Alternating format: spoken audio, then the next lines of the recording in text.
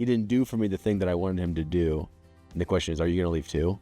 And I've wrestled with this dozens upon dozens of times. Is I pray for something, it doesn't materialize the way I imagine it to, or in the time frame I want it to, and yet I have to just come back to, where else would I go? Right. You have the words of life, and I have come to believe and know that you are the Holy One of God. There's something that's so beautiful about Jesus, that it's not just, why did I say yes initially? It's, why am I saying yes today?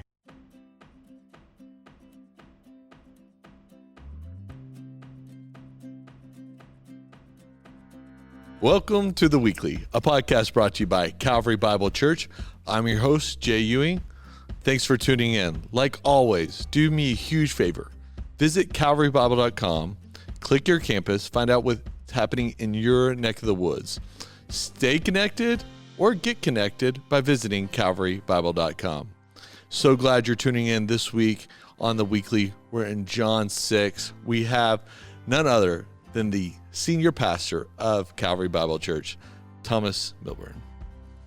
You should check out his signature in the new membership guide. It's fantastic. Hi, Jay. I'm so glad you're here. It's good to be here. Oh, yeah? You might not say that in 20 minutes. We don't get to enjoy this as much as we did. Dude, have you noticed my new drip? What's drip? First, from time to time, drip. Let me tell you a story. Okay, tell me a story. From time to time, in the podcast history, we receive gifts from our faithful listeners. Oh, okay. Sometimes they're Swedish fish. Sometimes you had a whole tub of what? Chocolate covered? Yeah, it was the caramels. It was from the Costco box. That was good. One time, actually, some faithful member of the podcast gifted me a 1984 NIV study Bible. Never been opened before. Where is it? In a box. Do you have it? No, it's at home. It's cherished possession. Yeah. Recently at Calvary, someone gifted me something I totally did not expect, and I wore it today on The Weekly. That is the Patrick Ewing tennis shoes. Look at these bad boys, man. They say Ewing on them, bud. Okay, so I saw those in our office space. And I was like, what did Jay go get done for himself? What I think is amazing is, do they fit? Barely. Like somebody had a pair of Ewing shoes. Yes. In their closet. Okay. When did Patrick Ewing play? I don't. In the 90s. In the 90s. Yeah. Okay. And so in the 1900s. So this guy came up to me in the lobby a few weeks ago. He's like, hey, your last name's Ewing. I was like, yes. It's like the first time I've ever meeting this guy. He's like, I have a gift for you. I'm like, ooh, sweet. Oh, I don't know about this. Is it a track? You're like, what is it? Those are sweet. And then a couple of weeks later, he brought back, they still had the tissue paper in them. Seriously? He worked for the company and he had these in his closet. And he has held on them. Like, are they like worth something on like eBay? I have looked at them. They're not. You've desecrated them? No, it's Patrick Ewing. It's not Michael Jordan. Okay. But I've waited until now to put them on for you, my friend, for the podcast. That's great. This is why you have to watch the YouTube version. Do we have like a camera on these? Yeah, he's already. My producer already took care of it. Oh, they did. Okay, yeah. That's good. Yeah. So, how awesome is that? That's pretty nice. I wonder if there's anything with my last name on it. Probably not. Probably some landscaping company. Probably some. Yes. I thought you were talking about this Toronto mug that we have here. Oh, no. That's for my friend, the producer. Okay. Who is cheering for the Blue Jays right now in the World Series. Do you have a dog in this fight? No, but I am cheering for that one dog. For who? The Toronto Blue Jays. You are? Yeah. Why is that? Because in 1994, we'll fact my check mom, it was around then, Little League. I was a Toronto Blue Jay for Little League. Oh, were you? Yeah. Oh, that's fun. Yeah. I like how the Little League takes on the Major League teams. Yeah. Yeah, that's cool. Are you a Dodger fan being from California? Kristen is. Like, she always remembers like sitting and watching Dodger games with her grandfather. Mm-hmm. So I think she's rooting for the Dodgers. I know she is. I was kind of rooting against them. Yeah. Because it's like big money. It is big money. Yeah. It's the greatest player of all time, though. Yeah. That guy's crazy. That guy. Yeah. I mean, the last one like him was Babe Ruth. That was 100 years ago. Did he pitch, though? Yeah, Babe Ruth. I Yeah. don't know anything about Totally. Babe Ruth. Everything I know He from only Babe Ruth. pitched the first 2 seasons of his career. Oh, he did? I actually know that without a fact check. Okay, I'm a baseball fan. that's good. Everything I learned from Babe Ruth, I learned from The Sandlot. Yeah. Baby Ruth? Who is she? Who is she? The great Bambino? Yeah. The Sultan of SWAT? Yes. Yes. That's a great But it should be a good series because it's, what is it, 1-1 right now? 1-1. Tonight's going to be a good dinner, baseball. What else could be better than on a Monday night? That's good. Yeah, I don't know when this thing gets released, but it probably gets released later in the week. it does for sure. We'll just timestamp that thing. We'll just timestamp it. Okay, so good for you to be here. Let's get into the conversation before some of our British listeners revolt. Because that's the ones who don't like this. That's true. They don't like the banter. They don't like the banter. It's John 6. John 6. We've been in there 2 weeks.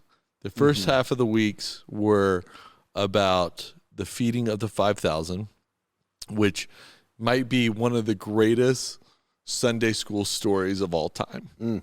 I mean, it doesn't get better than feeding people in Sunday school. Because you're like, you could do the feeding of the 5,000 and bring out goldfish That's true. and say, here's your Multiply, here's your fish. And That's good. Yeah. I once taught Sunday school. Sounds like you've done this lesson. Yeah, I've definitely done that lesson. And then we got the walking on the water, which in John is unique because John does not add Peter's rendition of him coming out of the boat, stepping in faith. Yeah. He's taking a step, being the second man to ever walk on water, but then slowly sinking. But John doesn't mention that. And then we get into this really theological major idea of John. What were you thinking in the last couple of weeks of like how to connect these, how to navigate sort of this these episodes of what we find in John 6? Yeah. You know, I think when I was a young Christian just reading the Bible, I really just came to it as here's a collection of really cool stories so that you'd be impressed with Jesus, you know? And, you know, the longer you study the scriptures, specifically books like John, you're like, oh, we have a master author, storyteller.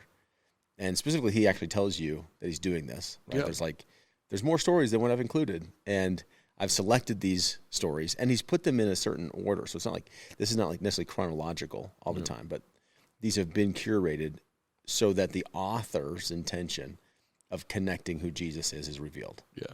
So in John 6, I think the thing that often gets looked over very quickly is John's mention of Passover. So multiple times Jesus is doing something in the Passover season.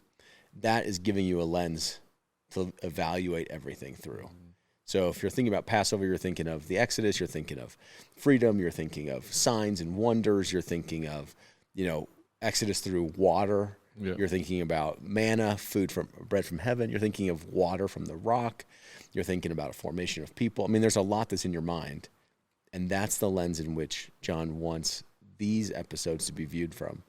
So when I come to John 6 and there's a feeding episode and then a water episode, and it's mentioned in the season of Passover, I think all the flags are going off of, oh, Jesus is up to something, that he wants to connect what's been true of God to being true of him. Right. And we're going to run into another Passover. There's 3 actually in the Gospel of John. Yeah. And so we'll have to start paying attention to the next one when it comes up, and the final one, which is... Yeah, and even like when we go to this next week, if someone's listening to this in prep for chapter 7... It's the Feast of Tabernacles, right? Yeah. So John wants you to be thinking about that with Jesus' activities. So put that in your mind and read John 7. Yeah. I was reading that actually this morning to prepare for the week of John 7, and I was just like, man, what is John doing here? Yeah. It's back-to-back feasts, coming off the bread. There's actually, in the chronological life of Jesus, there's quite some time between these two. There has to be. I mean, Passover, is in the spring, and Tabernacles is the last feast in the fall. Right. So, but it's a really unique season to pay attention to what John's trying to do. Yeah. Yeah, you asked this question, and I think I would love to maybe some of the listeners who don't know your story to hear this part about your story, but you initially said yes to Jesus. Why'd you come to faith in Jesus Christ? And I was hoping you were going to actually answer this, because when I asked that question on Sunday. Yeah. Why are you a Christian? Why are you following Jesus? You have a story that you often share at a starting point of what you were hoping Jesus to do for you. You want to go with that story? It's better than mine. Let's go with yours. You're my guest. No, go with yours because mine will fill in the later part of being drawn. I trust you in this. Yeah. We've done this podcast a lot. I'll go with that.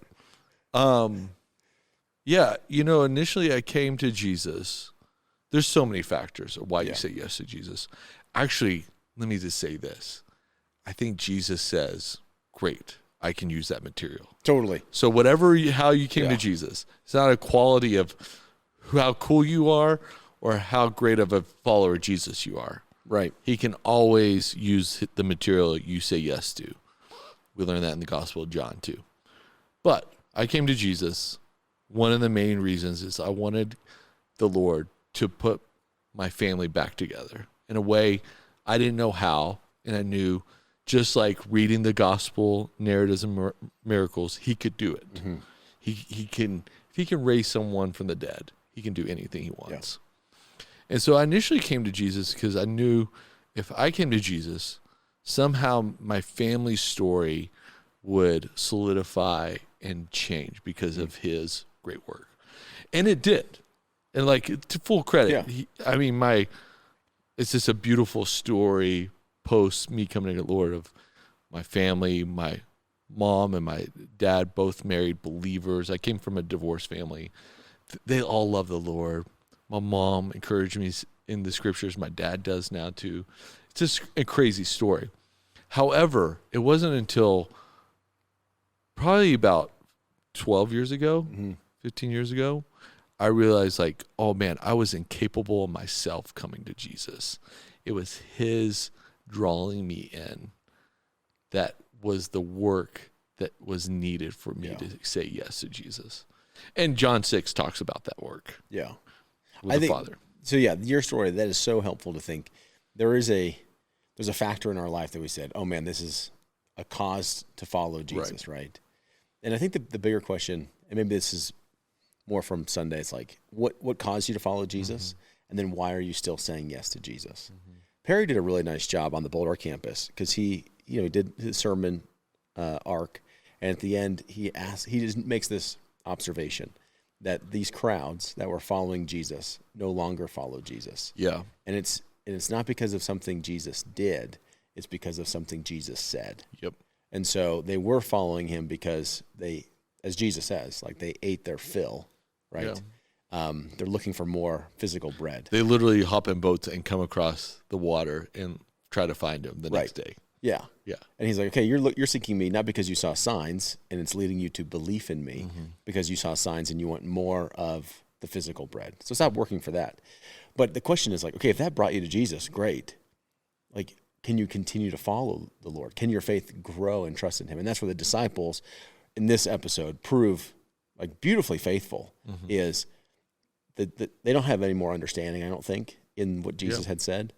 But what they do affirm is that they have seen the signs and it's led them to belief. So we have come to believe and to know. It's you have the words of truth, the words of life, and that you are the Holy One of God. Yeah.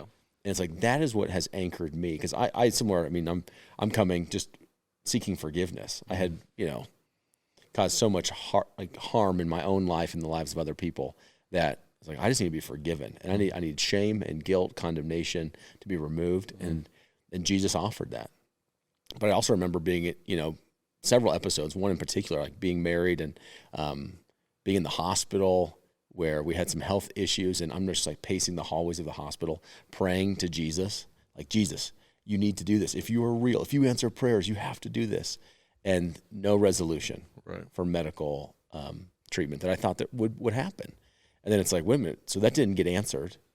He didn't do for me the thing that I wanted him to do. And the question is, are you going to leave too?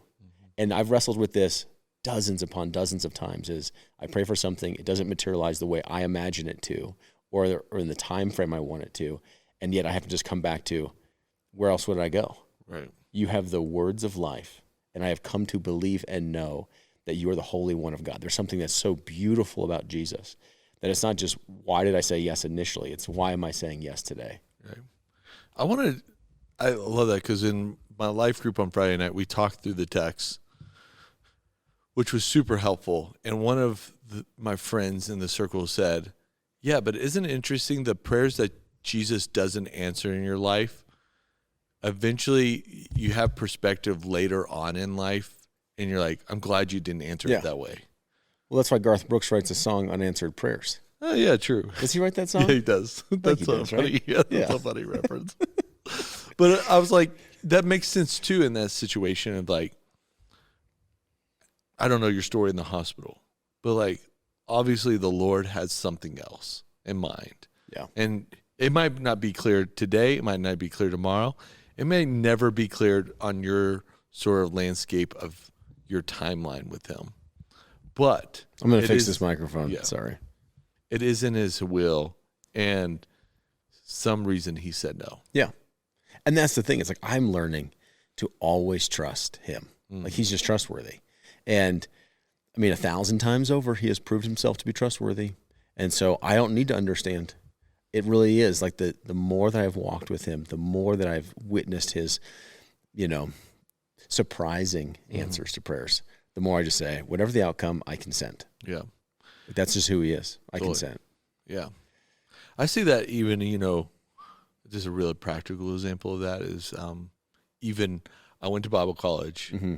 Everyone in Bible college gets married, right? That's like why you go to Bible college. Okay, that's good to know. I get in my 20s. I'm not married. Like, there was a lot of unanswered prayers for a long time. Yeah. Until, we now know it took a lot of maturity and baking to get me ready to meet Kristen. Yeah. So she says, yeah, we can do that.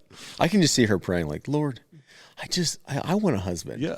And the Lord's like, he's a slow cook. You should see yesterday. He's a slow man. You don't want him yet. Yeah. I got some work to do. Totally. That is exactly how it works. That's exactly how it worked, Thomas. Full stop. That is it. You know that. Yeah. But now on the other side of that, 14 years, I'm just like, I'm so glad he said no for a long time. Yeah. So that this yes could be what it is today. Yeah. And so, yeah, that's interesting. Okay, here's the hyperlink I didn't catch till you just said this. The beginning of John 6 is about him testing their faith. Yeah. Which we're going to get there because I'll tell you why later. Okay. But the end, the disciples get tested again, and they pass the test this time. How interesting is that? It's great. Did you see that connection? What about that connection? I think last week and this week, I built in the sermon as Jesus, and I love this, knowing what he was going to do. Mm-hmm. And this goes into, the Lord drawing us. Mm-hmm. What is God's initiating grace in our life that we're responding to, even with salvation? Like, we should never be afraid of God's choice, because when God knows what he's going to do, it always produces life. It always produces blessing. Always. So like, there should be no fear ever that somehow God has a choice in these things. So with the disciples, knowing what he's going to do invites them into a test to see if they recognize who he is. Right. He's trying to build trust with them, right? Right.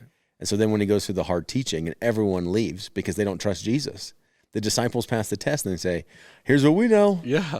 Like, we have come to believe that you're the Holy One of God, that you have the words of life. Where else will we go? Yeah. They saw bread, and they saw him in the middle of the night. Yeah. They're like, yeah, we'll start to trust this. This is it. This is the whole thing of faith, is can you just trust Jesus? Yeah.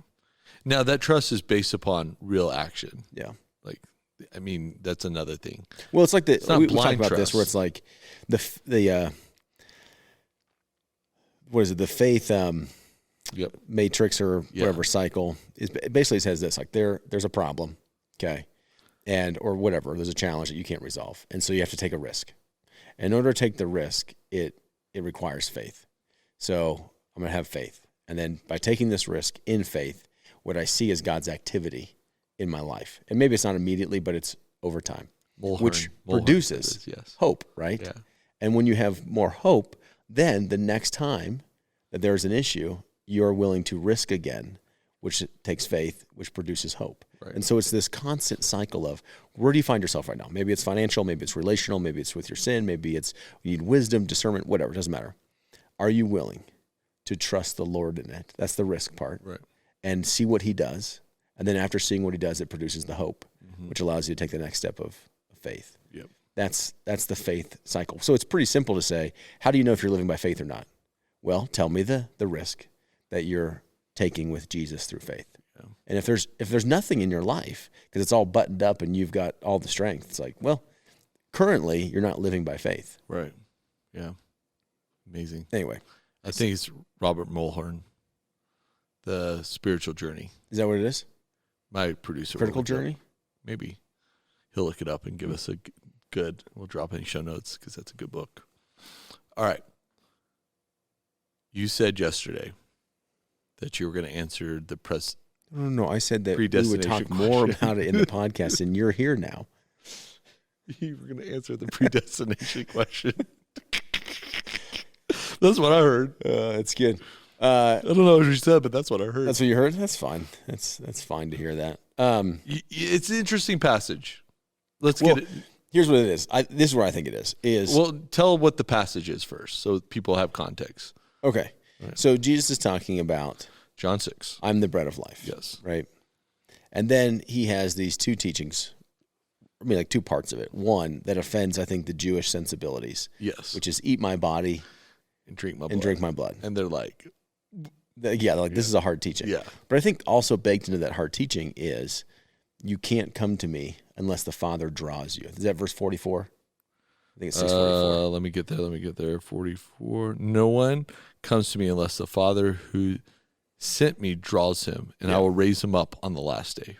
Verse 44. Which he repeats again. You can't come to the Father unless it's granted to you. And I think actually for the Jewish audience, what's hard for them to, not a pun, but to stomach, is eating and drinking the flesh of Jesus, right? Right. Or that he's claiming to be the I am the bread of life. I think for modern listeners, what offends our sensibilities so much is that we can't come to God unless he draws us. Right. It's like, well, who does God think he is? That I don't get to do what I want to do? Or, what does that mean? Do I have free will? Do I not have will? And all what Jesus is pointing at is, hey, there is a divine initiation to your faith that has to be God. It can't be you. Yeah. It cannot be you.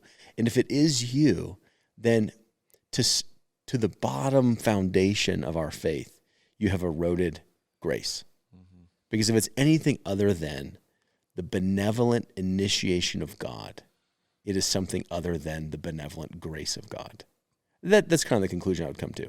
Yeah. Now, 15 years ago, that was I had read something by J.I. Packer. Okay. That I almost call it my second conversion. You used to get me on that. But it was like the realization that I was not clever enough, smart enough, bright enough to realize I needed God. Yeah. It was God's benevolent grace, his external work to draw me to him. Yeah. And that freed me up in an instant of understanding that God is actually the center point of all my being. And that's like where that's the lie. That's the biggest lie out there, right? Is that I'm the center of the universe, not God.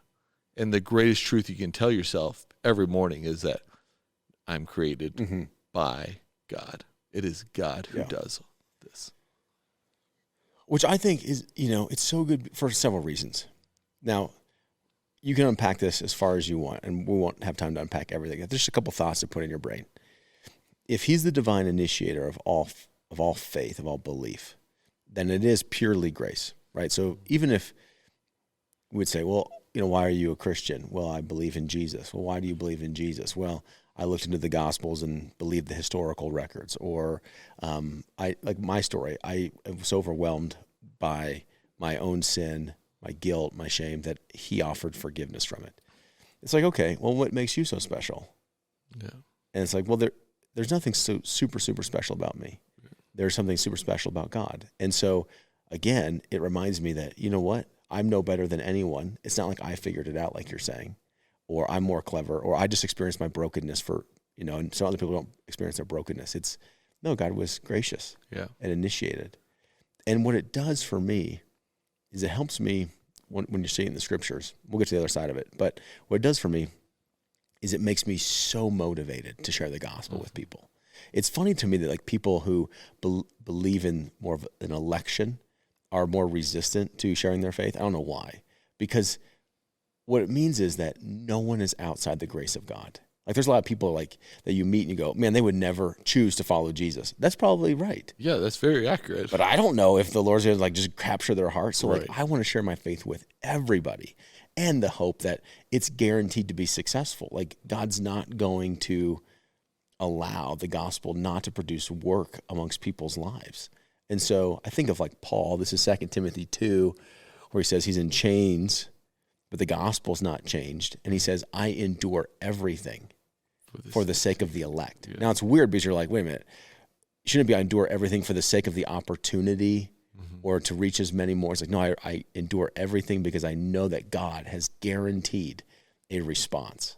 And you're like, oh, okay. So the idea that God initiates faith is actually the motivation of missions, that it will be successful, that it will produce salvation. Now, is there another side in the scriptures that talks about human responsibility? 100%. Yeah, totally. And like, I don't know why people try to reduce it to one or the other. In fact, I think the scriptures clearly teach that God initiates all salvation. It's like we have his divine activity, his choosing. I mean, for heaven's sake, he sent his son when everyone was an enemy, was antagonistic towards God, when everyone retreated from God. God did not retreat from us, but he initiated, right? But then he holds us responsible for how we respond to that. You think of Jesus pleading outside Jerusalem, oh, Jerusalem, Jerusalem, how long I've wanted, like this is his desire to gather you, but you weren't willing. Or think of John 5, where he says to the Pharisees, like, you search the scriptures because in them you think you have life, but they point to me, and you refuse to come to me. You think of Moses, where he says, I put before you life. Right. Like, choose life. Think of Joshua, choose life. There's a choice to be made. Think of the Garden of Eden, there's a choice. I mean, it's like, okay, there is divine activity, and that is the initiation of all things. And then there's human responsibility. And someone will say, well, how does that work? And I say, I don't know. Yeah. But I love the scriptures speak to both because it creates a tension that you can stand on. You don't need to resolve it. It's a tension to find your footing of God is divine actor, and we are responding to these things. Now, a couple things from John 6 that we didn't get to on Sunday. I think in 44, which is so important, is that it doesn't actually use the word choose. Do you notice this? In 44, no one can come to me unless the Father who sent me draws him. Right. So it's not as though you have people who are reluctant to God, who are like, I don't want God. And he says, no, I'm choosing you. Or there's people out there saying, I want God. And he's like, no, I've rejected you. No, just saying that you can't come unless he's wooing you, drawing you. Now, how does the Father draw people? It's great. John answers that. So you just go to John chapter 12, and I think it's in verse 32. John chapter 12, verse 32. Jesus says, and I, when I am lifted up from the earth, will draw all people to myself. So when he's talking about his crucifixion, when he's lifted up, it's the crucifixion, the work of Christ on the cross, that actually the Father uses to draw people, because there's the love of God, there's the mercy of God, there's the justice of God.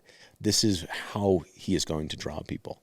Now, people who lean more towards it's all up to human choice will point out he will draw all people to himself, right? So they're going to highlight the alls and saying, well, that means that basically grace is effectual for everyone. Right. And then there's people that will say, well, the all there doesn't mean all people singularly. It means all kinds of people. There's no barrier of ethnicity or socioeconomic class, male, female, which Paul would speak to later, saying, there's now in Christ, no free or slave, Scythian, barbarian, male, female. That's what he means by all. And it's possible. But what John is pointing out is that, again, God has created the means. Like, God's the initiator of all things. We're just simply responding. And so I think, Ephesians 2, you've been saved by grace through faith, and this is not of your own. Not the grace, but the faith. So again, it just puts us back into the category of, holy cow, the Lord God has so loved the world that he gave his only son. And then his son was lifted up as the means to draw people. And I'm not the one going around saying chosen, unchosen, whatever. It doesn't matter. I'm motivated by the fact that God has guaranteed the effect of his work on the cross that people will be saved. Yeah. And the illustration that I like, they're always limited, but one of the illustrations I like is if I tell my kid, hey, would you go flip the lights on over there? And so he goes over and he flips the light switch. And I would say, he turned the light switch on. But did the lights come on because he turned the light switch on? Or is there a power source in which he connected, so to speak, and then everything's illuminated? So did he turn the lights on, or did the power turn the lights on? It's I don't know. It seems to be almost instantly that someone is participating with a source of power beyond themselves. And again, I think that's in our salvation is no one should boast as though they turn the lights on of salvation for themselves. Right. But somehow the Lord in his generosity and in his grace draws us, and we responded. And it never felt I was coerced. It just felt like I was loved. The whole way I was just loved. And then the lights came on. So John's fascinating in this, but I think the point of 6 is, can you just trust that the character of God is good, and that when he is initiating grace, it is for our benefit, and for no one to be afraid of the divine activity of God, as though if God got the choice and I didn't get the choice, somehow I lose. No, in fact, if you read the scriptures, whenever we see people exerting their will, usually it's death and destruction that comes. Right. And when we see God exerting his will, we always see love and blessing. Even in his judgment is to correct evil, preserve life. It's okay, I think we actually want more of God's will, which is what Jesus prays for, or tells us to pray for. Let the will of God be done on earth as it is in heaven. I think a very practical way even to think about John 6, and I'm thankful for your explanation there, is that usually we go to Romans to figure out how this works. Yeah. And actually, John illuminates how this works quite often by Jesus' words himself. Yeah. And so what you hear from Jesus teaching in the red letters, if you like the red letters or not, or they're black in some Bibles, if you like these words, this is straight from Jesus, who actually knows, Paul actually, he knows God, but he has not seen God yet in the way in which Jesus has seen God, the Father. So when Jesus tells you how it works, you can trust he's been by the Father's side. He knows exactly how this works. It's not a guess. It's not an assumption. Yeah. It's actually how That's right. True treatise of And what I think, works. Yeah. Keep going. Sorry. No, it's good. I think in John, you've got to pay attention to some theological themes as well. It's more than the story. It's this Jesus' words tell you how it works. Yeah. Because, he says in verse 40, this is the will of my Father. It's is the Father against me? Is he against my neighbor? Is he against my loved one, my son, my daughter, my uncle? It's no, the will of the Father is that everyone who looks on the Son and believes in him should have eternal life. And I will raise him up on the last day. It's that's the heart of God, right? Right. Why is Christ not returned? Because it's not that God is slow in fulfilling his promises, like Peter says, but is patient, enduring us, not wanting anyone to perish. So, can't we just trust him? This was his idea anyway. Yeah. So just trust him. Right. Okay, we got to switch gears to this phrase, I am. Yeah. Because this is the first one. You need to set us up for what's ahead. Well, it's in the I am statements where Jesus is making of I am the bread of life, I'm living water. Yeah. But he actually said it when he was coming across the sea, right? We pointed it out last week a little bit. There's a couple times when it's not as evident in English, but it is, fear not, I am. It's me. So, again, these are the clues that Jesus is dropping for people to see. And it's really John's using them to build a case of who Christ is. That he is, and he's equal with the Father. Now, it was interesting. I had a conversation with someone the other week that said, why doesn't he make it more easy for us to believe that he is making these claims to be equal with the Father? And one of the simple things I noticed was it might be hard for us because we're Western Americans reading this in English text. Right. But there was zero confusion amongst those who were listening to him. Mm-hmm. So we have to get ourselves in the mindset that they had. But it's not as though they were like, wait, what are you saying? Like they say, wait, this is awful. Yeah. You're making yourself equal to the Father. He's claiming equality with God. So whatever he's saying that is a bit obscure for us was not obscure for them. Was not, because they're ready to kill him. And that's why they wanted to kill him. Yeah, this is why they were persecuting him, Right. wanting to put him to death. But these famous I am statements are coming up. Yep. And they're all mechanisms to tell his audience of who he really is. And the first one is, That we say, I am the bread of life. Bread of life. Yeah, which is in the Passover context, manna. Coming down from heaven. Coming down from heaven. Yeah. Providence, provision of God for subsistence, for life. Yeah. Beautiful. And proves why Jesus loves a good carb. I think the picture of bread is so lost on us. Yeah. Like if you just think about feast, like I am the feast, where yes, I am the one that sustains you. I'm the one that brings joy in your life. Mike made the sourdough loaf for me the other week. Yes, he did. Man, I consumed that in like one evening with two people in my house. I feel sorry for the other ones. They were gone. It was so good. It's like that's bread. Not only did it satisfy, but like it brings joy. It brought us in relationship. Just like that's who I am. Yeah. What a good metaphor. What a great metaphor, right? Yeah, totally. Well, Thomas, I'm really thankful for your time today. Thanks for being back on the podcast. Leave us with what we can expect coming up here in John. What are you looking forward to? Okay, so, just immediately this next week is John 7. And in John 7, we're going to talk a lot about the Feast of the Tabernacle. Yeah. So what is it that God was doing with the people in the Exodus story? So remind yourself of how they lived in tents, how God originally set up a portable sanctuary called the tabernacle. The Feast of Tabernacles is also the highlight of the dedication of Solomon's temple. And then where is it that the prophets speak about living water from the temple? And just have some of those things in your imagination as we come to Jesus' words in John 7, because it's all going to be brought together. Yeah. It's wild. Buckle up. It's going to be fun. Super fun. All right, Calvary, thanks for listening. Like always, get connected and stay connected by visiting calvarybible.com. We also have, and I forgot to mention it earlier today, but we have this Practical Faith series that's been on our socials lately. You've taught in it. Yeah. John's taught in it. Yep. Jen Jones has been up. There's another Jenny one. Fleetmeyer. Yeah, Jenny Fleetmeyer. There's one 4 coming of up. the 6 videos are done. Good. It's a great, there's a whole Practical Faith series on the different aspects of our faith. We did one on prayer, one on generosity. This time we're doing on confident witness. Yeah, Jen Jones started that intro on confident witness. So good. It was so good. Like, how do you have confidence to share God's story through your story that engages in other people's stories? Yeah. And check that out, Calvary, because you don't want to miss those. Those are very, very good, easy, accessible sort of teachings here at Calvary. I want to leave you with this today. After you visit calvarybible.com and after you're getting connected and you're settling into your week, I want you to just think about what Jesus' words said here in John 6. It says, I am the bread of life.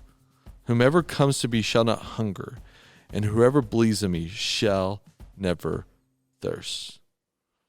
I am so grateful that we live in a community that continues to teach, go to the bread, go to the water, which is Jesus Christ. And you shall never be hungry, nor shall you be thirsty. And so glad that we're a community that points over and over again back to Jesus. Thanks for listening. We look forward to talking to you soon. Have a great week.